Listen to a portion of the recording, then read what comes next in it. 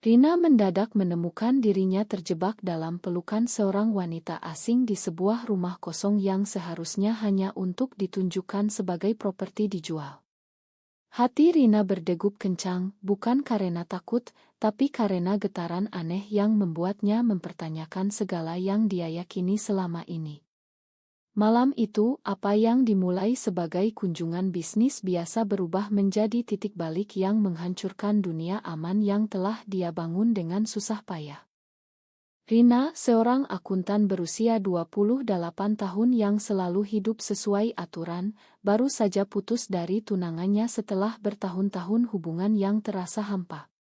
Keluarganya di Bandung mendesaknya untuk segera menikah lagi, mengatakan bahwa usia sudah mendekati kepala tiga dan tak ada waktu untuk bermain-main.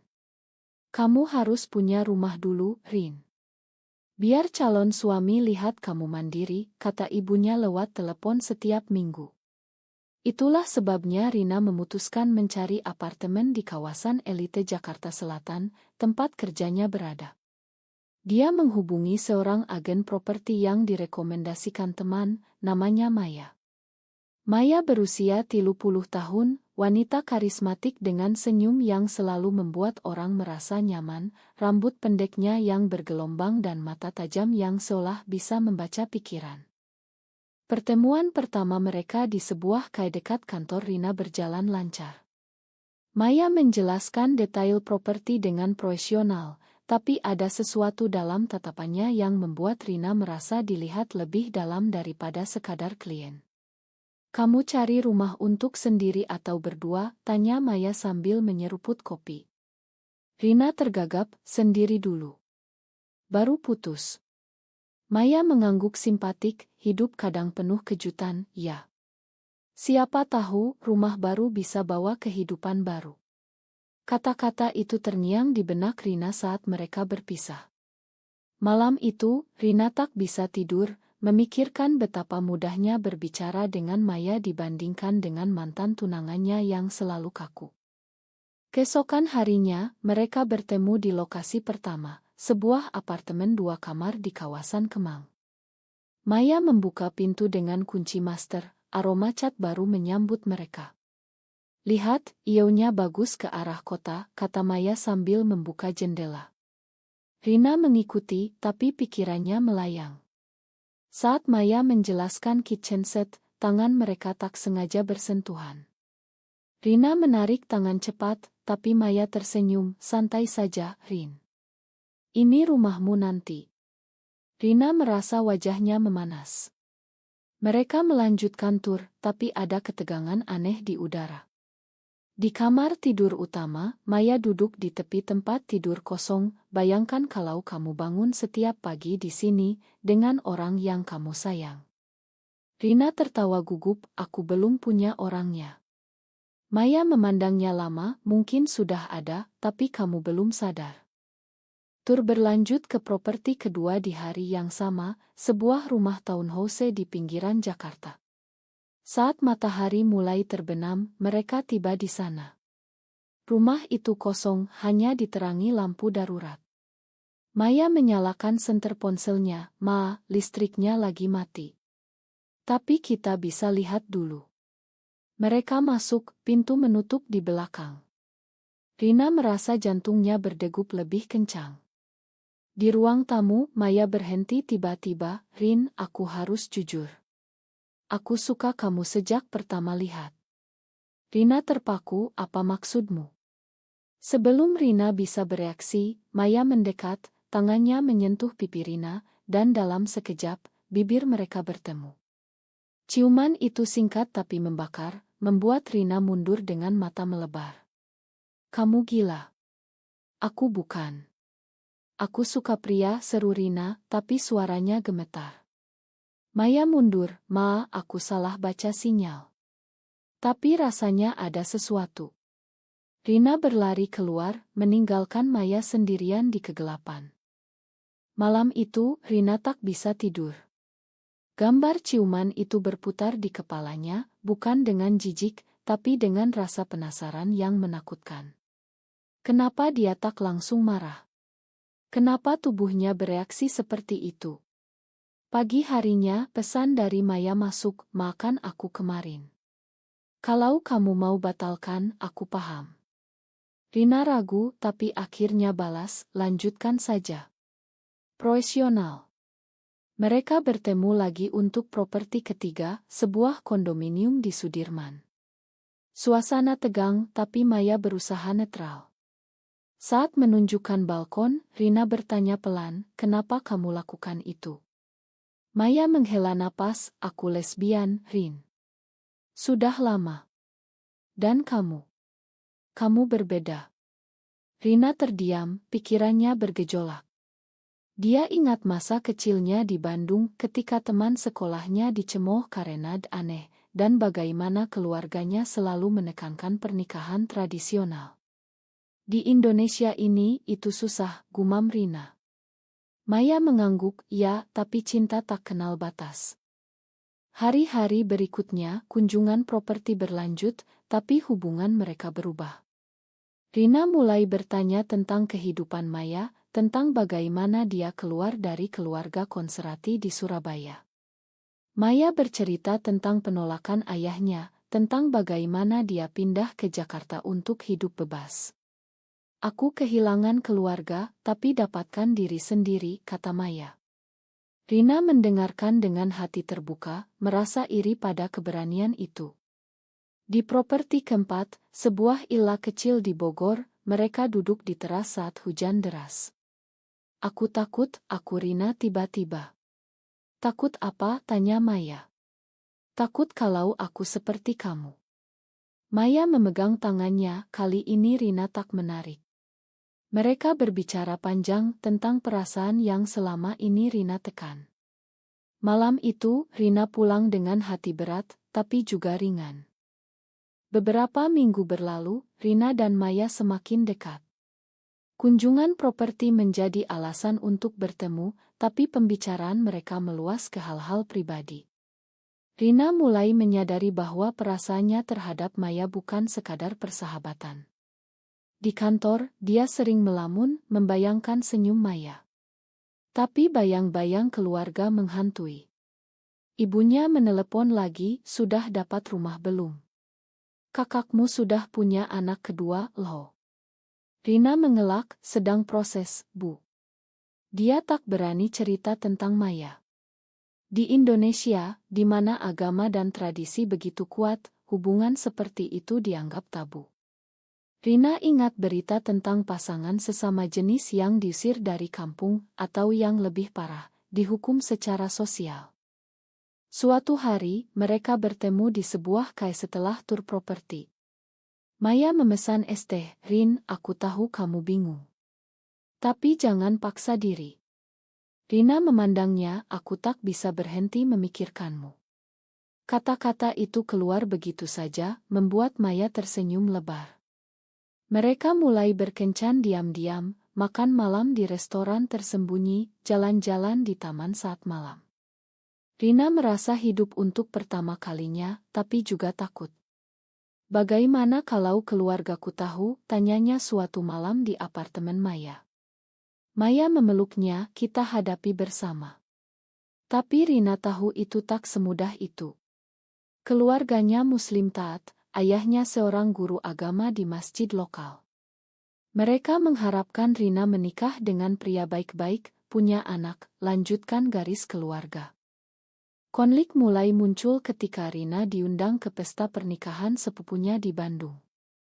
Dia ragu membawa Maya, tapi akhirnya mengajak sebagai teman. Di sana keluarga bertanya banyak. Kapan giliranmu, Rin? Tanya Bibi. Rina tersenyum paksa.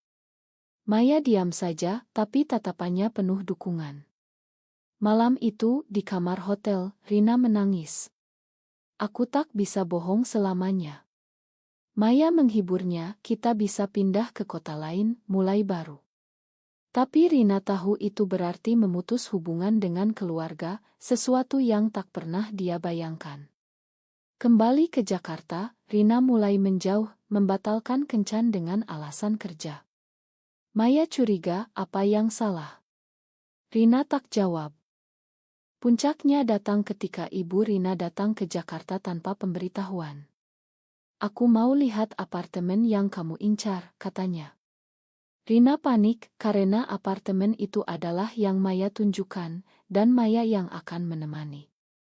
Mereka bertemu di lokasi. Ibu Rina ramah pada Maya, "Terima kasih ya, Mbak, sudah bantu anak saya." Tapi saat Maya pergi sebentar, ibu bertanya, "Dia sudah punya suami belum?" Rina gelagapan, "Belum, Bu." Ibu menggeleng, "Wanita sesianya harus cepat nikah. Jangan seperti dia." Kata-kata itu menyakitkan Rina, membuatnya sadar betapa dalamnya jurang antara dunianya dan Maya. Setelah ibu pulang, Rina bertemu Maya dan bilang, "Kita harus berhenti." Maya terkejut, "Kenapa?" "Karena keluargamu." Rina menangis, "Aku tak bisa kehilangan mereka." Maya marah, "Jadi kamu pilih mereka daripada kita? Daripada dirimu sendiri?" Pertengkaran itu berakhir dengan Maya pergi, meninggalkan Rina sendirian. Rina mencoba kembali ke kehidupan normal, fokus kerja, bahkan mulai bertemu pria yang dikenalkan teman. Tapi semuanya terasa palsu. Dia merindukan Maya, merindukan kebebasan yang pernah dia rasakan. Suatu hari, dia mendapat kabar bahwa Maya pindah ke Bali untuk bisnis baru. Hati Rina hancur. Dia mulai mempertanyakan pilihan hidupnya. Apakah benar menikah dengan pria adalah jalan satu-satunya? Di malam-malam sepi, dia membaca artikel tentang komunitas LGBT di Indonesia, tentang perjuangan mereka melawan diskriminasi. Tapi juga tentang raya polisi dan penolakan masyarakat. Rina merasa terjebak di antara dua dunia.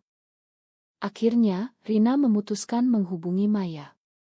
"Aku salah," katanya lewat telepon. Maya diam lama, "Kamu yakin kali ini?" Mereka bertemu di Bali, di sebuah ila pantai.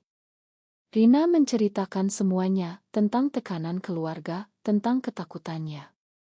Maya mendengarkan, "Aku paham, Rin. Tapi kalau kita mau bersama, harus ada pengorbanan." Rina mengangguk, "Aku siap." Mereka memulai lagi, tapi kali ini dengan rencana. Rina akan bicara pada keluarganya pelan-pelan. Tapi realita tak seindah rencana. Saat Rina pulang ke Bandung untuk Lebaran, dia mencoba membuka pembicaraan. "Bu, kalau aku suka wanita, bagaimana?" Ibunya terdiam, lalu menangis, "Jangan ngaco, Rin. Itu dosa besar." Ayahnya marah besar, "Kamu kena pengaruh kota. Pulanglah, biar kami selamatkan." Rina pulang ke Jakarta dengan hati remuk, tapi tekadnya semakin kuat. Hubungan Rina dan Maya semakin dalam, tapi tekanan dari luar semakin berat. Di Jakarta, mereka hidup dalam gelembung rahasia, bertemu di apartemen Maya, menghindari tempat umum. Tapi rumor mulai beredar di kantor Rina. Seorang rekan kerja melihat mereka berpegangan tangan di mal, dan gosip menyebar. "Hati-hati, Rin, jangan sampai karirmu rusak," bisik teman. Rina khawatir, karena perusahaan tempatnya bekerja konservatif, dengan atasan yang sering bicara tentang nilai-nilai keluarga tradisional. Maya, di sisi lain, lebih terbuka. Dia bergabung dengan komunitas LGBT di Jakarta, menghadiri pertemuan rahasia. "Kamu harus ikut, Rin. Biar tak merasa sendirian." Rina ragu, tapi akhirnya setuju. Di pertemuan itu, dia bertemu wanita-wanita seperti dirinya, yang berjuang melawan stigma. Tapi juga mendengar cerita pilu, satu diusir keluarga, yang lain kehilangan pekerjaan. Konflik memuncak ketika ayah Rina datang ke Jakarta. "Aku dengar kamu dekat dengan wanita itu," katanya tegas. Rina terkejut, "Siapa bilang?" Ternyata sepupu yang melihat mereka di pesta. Ayah marah, "Ini bukan jalan Tuhan, Rin. Kamu harus berhenti atau jangan pulang lagi." Rina menangis, "Pa, aku sayang dia." Ayah pergi dengan kecewa, meninggalkan Rina dalam dilema. Dia harus memilih keluarga atau cinta. Maya menghibur, kita bisa buat keluarga sendiri. Tapi Rina tahu itu tak mudah di Indonesia, di mana pernikahan sesama jenis tak diakui dan adopsi anak hampir mustahil. Mereka bertengkar lagi, Rina menyalahkan Maya karena terlalu berani, Maya menyalahkan Rina karena terlalu pengecut. Suatu hari, Maya mendapat tawaran kerja di Singapura, negara yang lebih toleran terhadap LGBT. Ayo ikut aku, Rin. Kita bisa hidup bebas di sana. Rina tergoda, tapi itu berarti meninggalkan segalanya, pekerjaan, keluarga, tanah air. Dia menolak, aku tak bisa pergi begitu saja. Maya kecewa, jadi ini akhirnya. Mereka berpisah sementara, Maya pindah ke Singapura. Rina merasa kosong, hari-harinya diisi kerja dan kesepian. Dia mulai terapi diam-diam, bicara dengan psikolog tentang identitasnya. Anda tak salah, tapi masyarakat yang perlu berubah, kata psikolog. Rina mulai membaca buku tentang sejarah LGBT di Indonesia, tentang bagaimana sebelum kolonial, ada toleransi lebih besar. Tapi sekarang, dengan pengaruh agama ekstrem, semuanya berubah. Rina memutuskan bicara pada ibunya lagi. Di telepon, dia bilang, "Bu, aku lesbian. Aku sayang Maya." Ibu menangis, "Kenapa kamu begini? Kami gagal mendidikmu." Tapi tak langsung memutus hubungan. Berpikir lagi, Rin. Ini ujian. Rina merasa ada harapan kecil. Dia terbang ke Singapura untuk bertemu Maya, menceritakan semuanya. Maya senang, akhirnya kamu berani. Mereka berdamai, tapi Maya bilang, aku tak bisa kembali ke Indonesia. Terlalu berisiko. Rina harus memutuskan, tinggal atau ikut. Di Singapura, dia melihat kebebasan, pasangan sesama jenis berjalan bebas, tanpa tepan sinis. Tapi rindu rumah membuatnya ragu. Kembali ke Jakarta, Rina dihadapkan pada skandal. Foto dirinya dan Maya beredar di media sosial, dipost oleh mantan rekan kerja yang iri. Komentar kejam membanjiri, dosa besar, usir dari Indonesia. Perusahaan memanggilnya, ini merusak citra kami. Kamu dipecat. Rina hancur, tapi juga marah. Dia menghubungi komunitas LGBT, mendapat dukungan. Maya kembali sementara untuk membantunya. Kita lawan bersama. Mereka mengajukan tuntutan diskriminasi, meski peluang kecil. Proses itu melelahkan, tapi membuat Rina lebih kuat. Keluarganya tahu dari berita, ayah tak mau bicara, ibu diam-diam kirim pesan, aku masih sayang kamu, tapi ini sulit. Dengan pemecatan itu, Rina kehilangan penghasilan. Dia pindah ke apartemen kecil, hidup dari tabungan. Maya mengirim uang dari Singapura, tapi Rina merasa rendah. Aku tak mau bergantung, katanya. Maya mengusulkan, buka bisnis sendiri. Kamu kan akuntan bagus. Rina mulai merintis konsultan keuangan relance, tapi klien ragu karena reputasinya. Stigma melekat. Di malam-malam gelap, Rina mempertanyakan semuanya, apakah cinta ini pantas untuk pengorbanan sebesar ini? Maya datang berkunjung, mereka bicara panjang. Ini ujian kita, kata Maya. Tapi tekanan membuat hubungan retak. Maya ingin Rina pindah, Rina ingin Maya kembali. Suatu hari, ayah Rina sakit. Ibu menelepon, pulanglah, Rin. Papa kangen. Rina pergi ke Bandung tanpa Maya. Di rumah sakit, ayah memegang tangannya, makan papa kalau terlalu keras. Rina menangis, "Pa, aku tetap anakmu." Ayah mengangguk lemah, tapi jangan buat kami malu. Rina pulang dengan campur aduk. Dia sadar keluarga tak akan berubah cepat, tapi ada celah. Maya marah saat tahu kamu selalu pilih mereka. Pertengkaran besar terjadi, Maya bilang mungkin kita tak cocok. Rina terpukul, tapi tak mengejar. Dia fokus pada diri sendiri, bergabung aktif di komunitas, menjadi advokat untuk hak. Dia bicara di forum online, berbagi cerita tanpa nama. Respons campur, dukungan dan ancaman. Beberapa bulan kemudian, Maya kembali ke Indonesia untuk urusan bisnis. Mereka bertemu secara kebetulan di sebuah acara. Tatapan mereka bertemu lama. "Aku merindukanmu," kata Maya. Rina tersenyum, "Aku juga." Mereka mulai lagi, tapi dengan aturan baru, terbuka tapi hati-hati. Rina bicara pada keluarga lagi, kali ini dengan bukti, artikel tentang negara-negara yang maju karena toleransi. Ibu mulai melunak, "Kalau itu bikin kamu bahagia." Ayah masih diam, tapi tak memutus. Di masyarakat, Rina menghadapi demonstrasi anti-LGBT di Jakarta. Dia ikut kontrademo, berdiri di barisan depan. Maya di sisinya, "Ini perjuangan kita."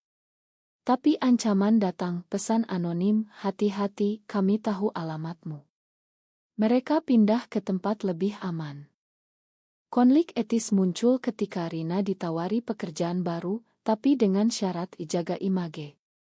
Dia tolak, "Aku tak mau sembunyi lagi." Maya bangga, tapi khawatir. "Kita bisa pergi ke luar negeri." Rina ragu, "Ini tanah airku. Aku mau ubah dari dalam." Mereka sepakat bertahan. Tapi pengkhianatan datang dari teman Maya, yang bocorkan rahasia mereka ke media untuk uang. Berita meledak, agen properti lesbian terlibat skandal. Maya kehilangan klien, bisnisnya goyah. "Ini karena aku," kata Rina. Maya menyalahkan dirinya, "Aku yang terlalu terbuka." Mereka hampir putus, tapi memilih bertahan. Rina mulai kampanye online, mengumpulkan dukungan. Respons positif datang dari generasi muda, yang lebih terbuka. Tahun berlalu, Rina dan Maya membangun kehidupan bersama di Jakarta. Mereka buka agensi properti khusus untuk komunitas, meski tantangan besar. Keluarga Rina pelan-pelan menerima, ibu bahkan datang berkunjung. "Aku lihat kamu bahagia," katanya. "Ayah masih jauh, tapi kirim salam." Di masyarakat, perubahan lambat, tapi ada kemajuan. Undang-undang anti-diskriminasi dibahas di BR. Rina menjadi pembicara di konferensi, berbagi cerita. "Cinta tak salah, yang salah adalah ketakutan kita." Maya di sampingnya, tangan mereka saling genggam. Tapi tak semuanya indah. Mereka alami pelecehan verbal di jalan, tapi lawan dengan senyum. "Ini harga kebebasan," kata Maya. Suatu hari, Rina mendapat kabar buruk, ayahnya meninggal. Di pemakaman, keluarga berkumpul. Ibu memeluknya, "Papa bangga padamu," meski tak bilang. Rina menangis, menyadari betapa mahalnya pilihan ini. Tapi dia tak menyesal. Kembali ke Jakarta, dia dan Maya merencanakan masa depan, mungkin adopsi, atau pindah jika perlu. Hubungan mereka lebih kuat, ditempa api ujian. Rina menulis buku tentang perjalanannya, menjadi inspirasi bagi banyak wanita. Maya bangga, "Kamu pahlawanku." Mereka hidup dengan penuh, meski bayang-bayang masyarakat masih ada. Apakah benar bahwa cinta sejati selalu menuntut pengorbanan yang lebih besar daripada kebahagiaan yang diberikannya?